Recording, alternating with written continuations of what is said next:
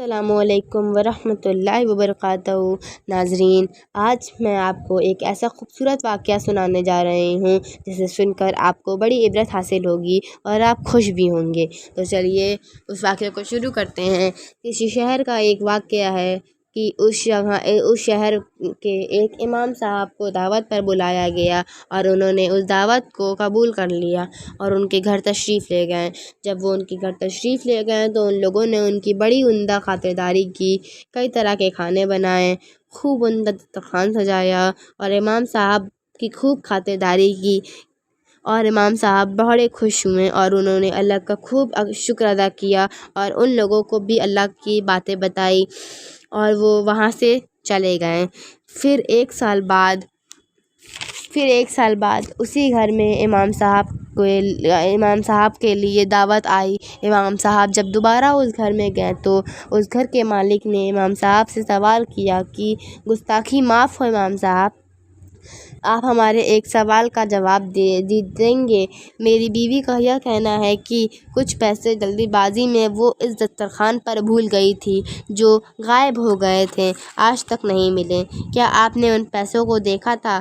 تب امام صاحب یہ بات سن کر پھوٹ کر رونے لگے اور وہ اتنا روئے کہ ان کی ہچکیاں بندھ گئیں۔ تب اس گھر کے مالک نے ان سے پوچھا، امام صاحب آپ اتنا کیوں رو رہے ہیں؟ تب امام صاحب نے کہا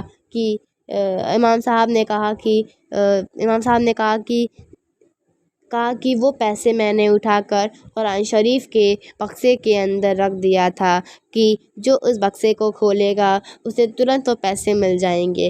کیا آپ کے گھر میں ایک سال سے قرآن شریف کھولی ہی نہیں گئی؟ یہ بہت بڑی عبرت کی بات ہے کہ آپ فرض چھوڑ کر سنت پر عمل کرتے ہیں۔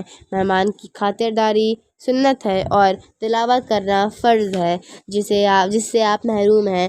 ہم یہی سوچ کر رو رہے تھے کہ اللہ رب العزت نے ہمیں پیدا کیا، ہمیں چلنا سکھایا، ہمیں بولنا سکھایا، ہمیں کھانا دیا، ہمیں پانی دیا، ہمیں رہنے کا ٹھکانہ دیا اور ہم پہ نماز اور قرآن تلاوت فرض کیا، اور ہم اسی سے محروم ہیں۔ ہم نماز ہی نہیں پڑھتے، ہم تلاوت ہی نہیں کرتے۔ ہمیں 5 وقت کا نمازی ہونا چاہیے، ہمیں کم سے کم دن میں ایک بار تلاوت کرنا چاہیے، قرآن شریف کھولنا چاہیے، ہمیں قرآن شریف پہ دھول مٹی نہیں آنا چاہیے۔ اگر ہم اسے روز کھولیں گے تو ہم اس کی روز صفائی کریں گے، ہم اسے روز جھاڑیں گے، اور ہمیں یہ کرنا چاہیے۔ اور وہ اتنا کہہ کے وہ روتے روتے امام صاحب مسجد کی طرف چلے گئے اور اس گھر کے لوگ بھی بہت روئے اور انہوں نے اللہ کا بہت شکر ادا کیا کہ اللہ آپ نے ہمیں یہ بتا دیا کہ ہم تلاوت نہ کرنے سے محروم ہیں، اب ہم ڈیلی تلاوت کریں گے۔ تو ناظرین، آپ سے بھی میری گزارش ہے کہ آپ لوگ بھی تلاوت کریں، نماز پڑھیں، جو فرض ہے پہلے فرض کریں پھر سنت کریں۔